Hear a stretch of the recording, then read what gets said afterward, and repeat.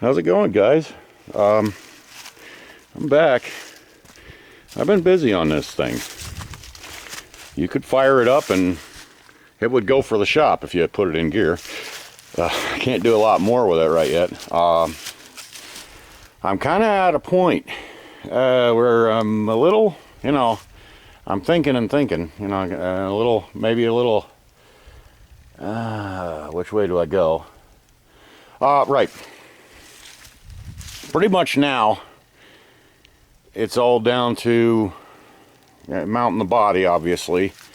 Controls, your steering, clutch, brake, throttle, and shifter. And the radiator, which I got a radiator. It's kind of crap, but maybe it'll work for now. All right, so this chassis is a 67 International Scout 800, and I've worked on this before. The body on my Scout came off of that chassis, and it ran and drove, and once I had the body off and onto my Scout, I thought, well, why junk it? Let's have some fun with it. So what I did, I scrounged up this 71 Beetle body here, and let's see if I can open the door without. Okay, yeah, it's a little stiff, but anyhow, I did work so that the body would bolt pretty easily to the Scout chassis. And I bolted it on, and I made it mobile, but it really sucked. I did not give any thoughts to your sitting position, where the pedals were, where the wheel was. So you're pretty much reaching way out for the steering wheel, and your feet were right close together, and your knees are about up on your chin, and it just really sucked to drive. So I'm waiting on a pedal assembly from a dude in North Carolina. I guess he's got a yard full of old Ford stuff. Yeah, it's a really whacked out kind of clutch linkage. I don't know if you're familiar with a regular throw out. This thing is your throw out, and it turns just a little bit. So there's a rod that comes off of there, and it goes onto that, whatever, and it turns that way. And this thing, you can see how far it moves. All right, if you give that just a little bit more, that's your clutch completely disengaged. This does not move far at all. So this rod coming off of here has a long sort of lever coming up from it, and then you move back a little bit, and that's the rod that your brake and clutch pedal ride on. And this rod will have a tiny little lever on it. Wait. Yeah. This rod will have it'll have a tiny little lever on it, so your clutch will move a long ways, and it gives you the mechanical advantage to overcome that. Like, I had a pipe wrench on that, and the pipe wrench, I don't know, maybe a 1 foot pipe wrench, nothing big, but it out at the end of the pipe wrench, it only moved like 4 inches until that clutch was completely disengaged. So now, I'm wondering, do I stick the body on?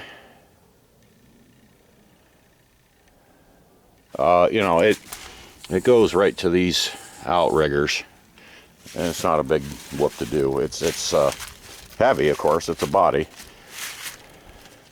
but I got a tractor. Do I stick the body on and start mocking up my controls, which I don't have the pedals yet, but I could start mocking up the steering. This nonsense, this goes to a Chevy steering column, and I'd like to run it way back further than I did the first time. I think the first time, I don't know, right about there, I think, is going to be the firewall, maybe a little backer. Yeah, whatever. I'm going to chop things until it works on the body. I don't care what it necessarily looks like, as long as it don't look too inbred. I do have to do a radiator support. I could just, you know, weld in a chunk of steel there and some uprights to bolt the radiator to, but that's not how a real vehicle is done. The radiator support, as far as I know, typically kind of goes in behind the grill, which I'm going to use these on the front end, maybe stand them upright and have like a kind of a grill looking thing. Might even use them double headlight assemblies. I don't know. Yeah, I want it to look freaky. I want this chain involved there somehow too. I don't know what this chain's off of. It reminds me of the ones they had for recovery on a World War I Renault FT-17 tank.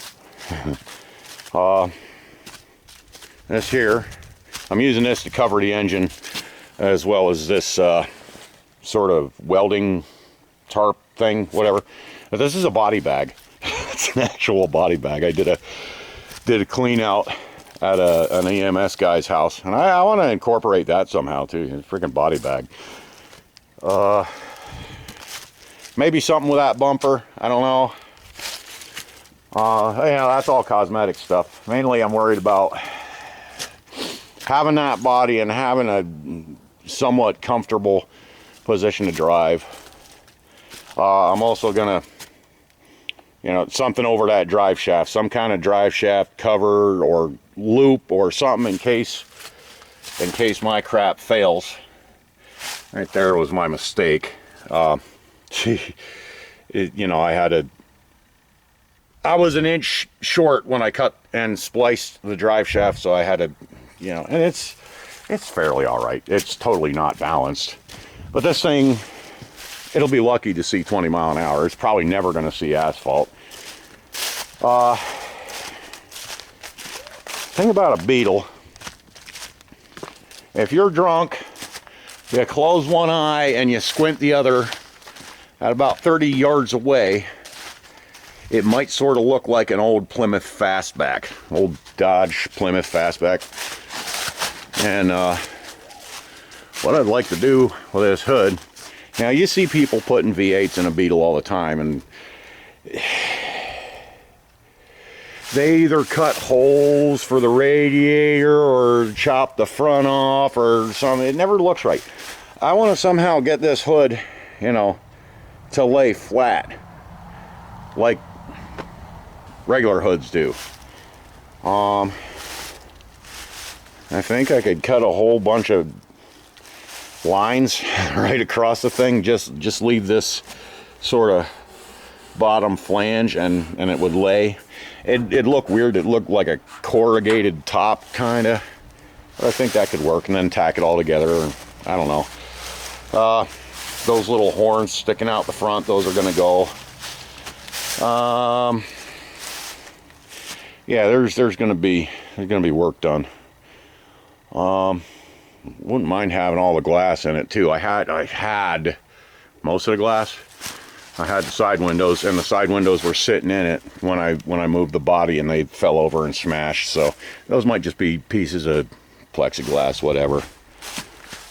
But that's all down the road. It's all controls and your seating position, and I want to make it as nice to drive as I possibly can. Like I said, you could drive it before, but it really sucked. There's at least one of these seats is going to go in. These are out of an old Dodge Caravan, and they are pretty actually comfortable, you know. Not sure where everything's going to set. I think my next move is to set the body on there. You know, just drop a couple of pins through it, get the body setting where it wants to be. I might have to do a little clearancing for that oil filter, and just, I don't know, I might have to chop clean through the dang windshield frame. I don't know. It looks like there was a bushing there. There was never anything there, but I drilled a hole anyhow.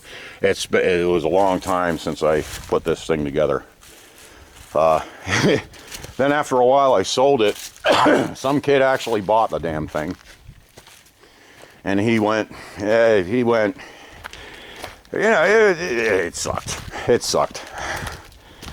So he did another thing, and I kind of bought the body and the chassis back, you know, and it worked out. Because I was honestly looking for a chassis for that engine.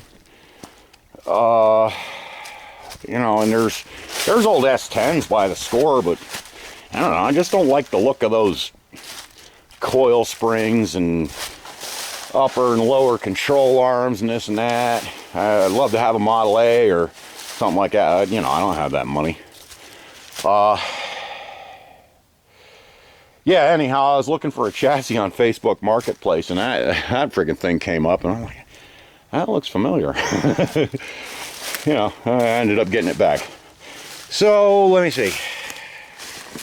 That first hole is, let me see, that's right there. And let's say the hinges are your firewall. All right. I'm pretty sure I drilled that. I did drill that hole, meaning to put a bolt through it. I just, for some reason, never did. I don't know. So if we take that first hole, that's going to be where the firewall is. And the windshield frame and dang everything. I could possibly relocate that oil filter. I mean, it's a partial flow thing anyhow. A lot of guys just don't even bother. Yeah, so that first hole is, might actually be all right on that. I don't know about the fuel pump, which, you know, that could get, I'd rather not chop a big gouge in the bottom of the windshield frame. Gonna have to see how it lays, sits, where it's happy. Gonna have to see where it's happy.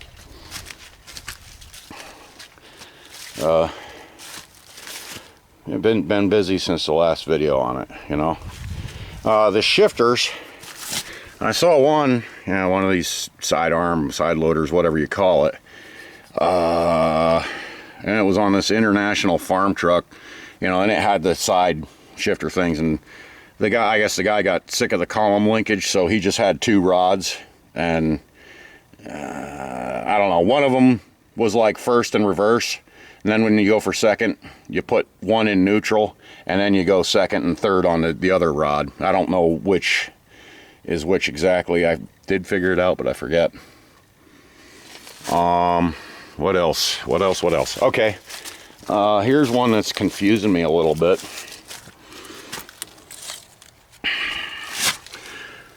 You know, we got an engine mount right there, got an engine mount right there, and for a while I had this sort of horseshoe looking piece, one bolt, one bolt, one bolt, one bolt, all right?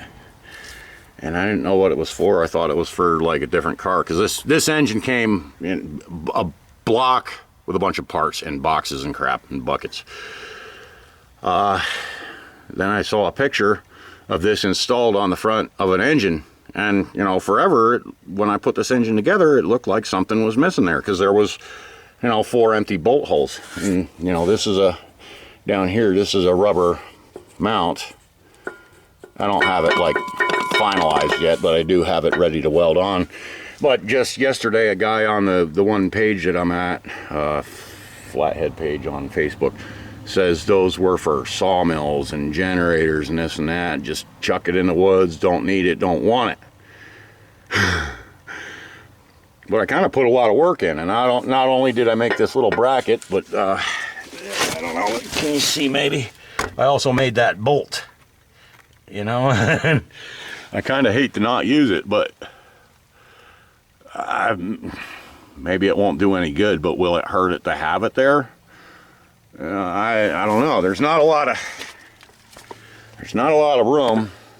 You know, you got, I don't know, like 3/8 that this can squash down before it goes metal to metal. Maybe I could stick a piece of tire in there, or another kind of bushing, whatever. You know, I'll figure something out. But I don't know. Will it hurt something to have this in place? I can't see how it would hurt to have extra stability on your engine.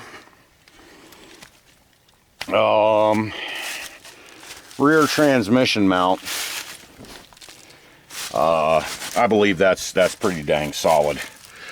I was thinking about going across from one kind of tower to the other in like an X fashion, or you know, a plate of steel or something, so it can't, you know, I don't know.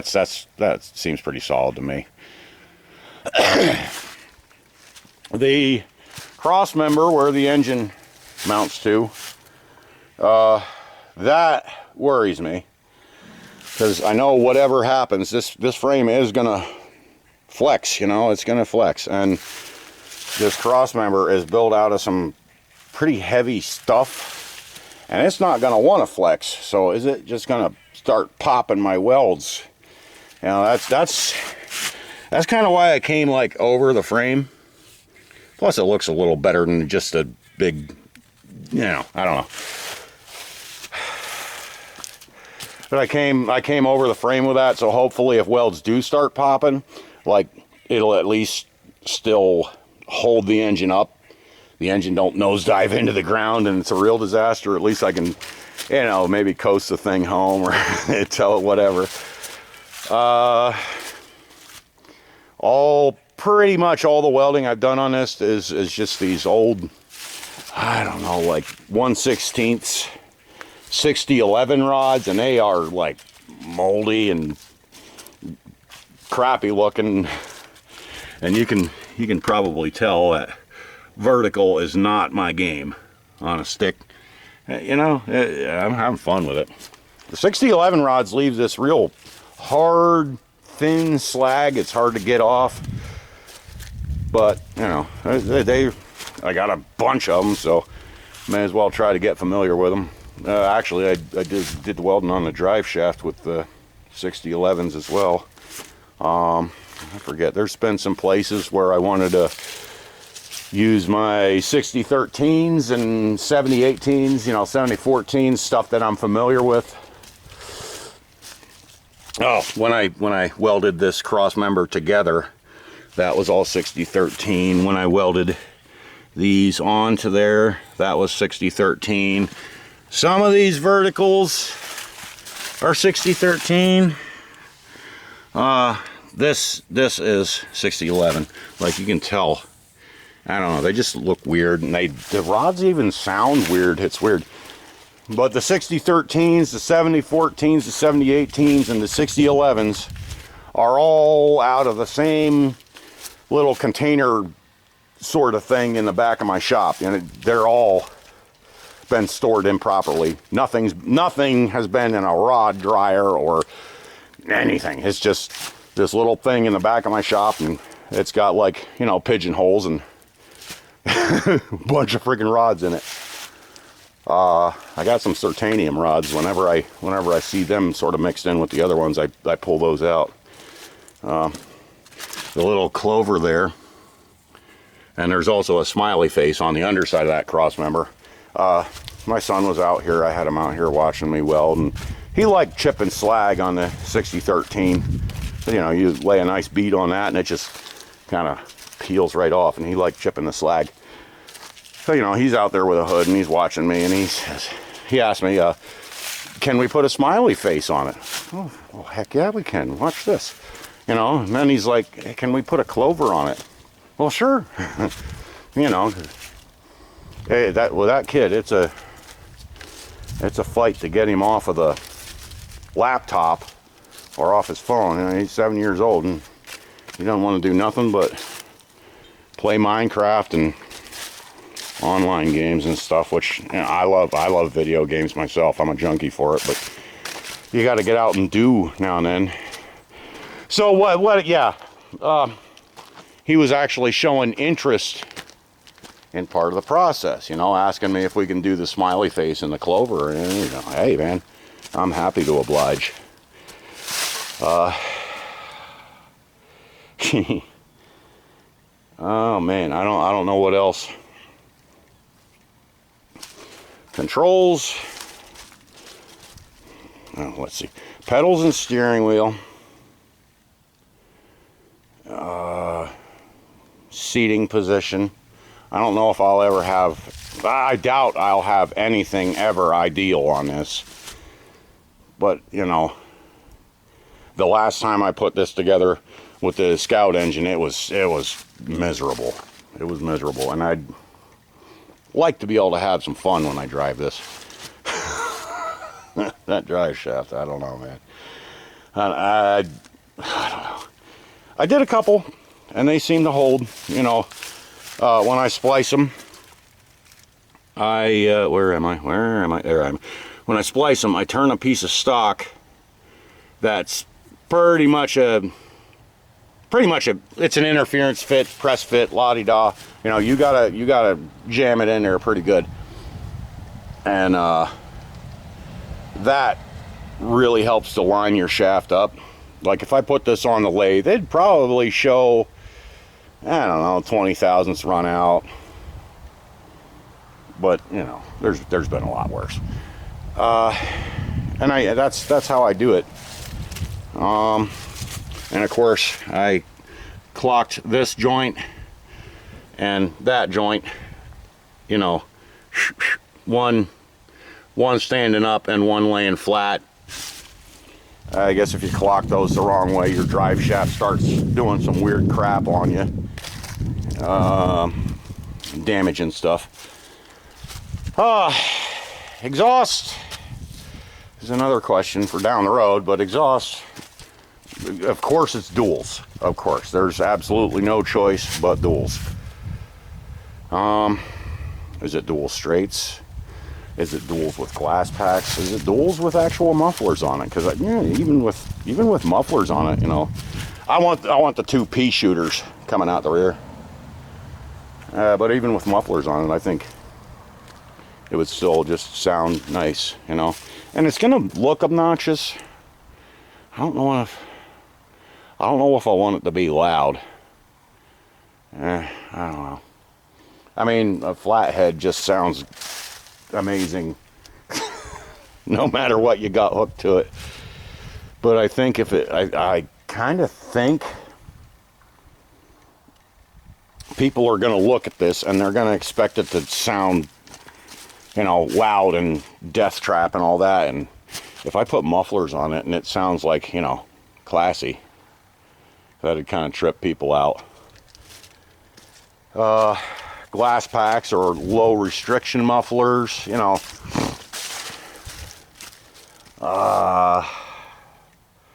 Maybe not glass packs. I got sort of generic on my Chevy up there. I got sort of like that has duals and it's generic. I don't even know the name for them, but they're like low restriction mufflers.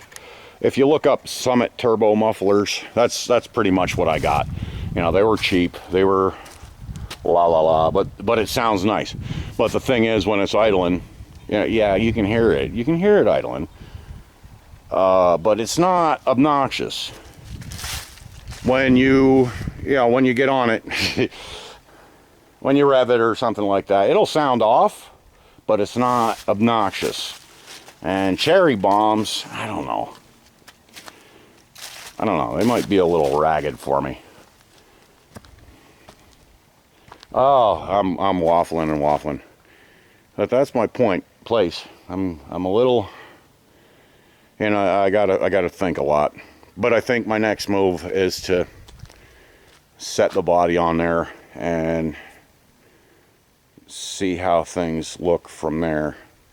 I have a chain fall. I could make a big tripod, and I could, you know, have the body up and down, up and down, up and down without much trouble. I think that's the next move. Set the body on, see how things look, start mocking stuff up. If I don't like that 2-lever shifter thing, back behind that Bronco, I have a GMC with a 3-speed Hurst, you know, floor shifter, la-di-da, for converting from a column shifter, which that might get put to use anyhow, depending on how far back my seats go. You know, because to use those 2 rods, I'd have to be sitting pretty close to here, and there's not a lot of room from, so I might end up running that shifter. I don't know, we'll see how it goes.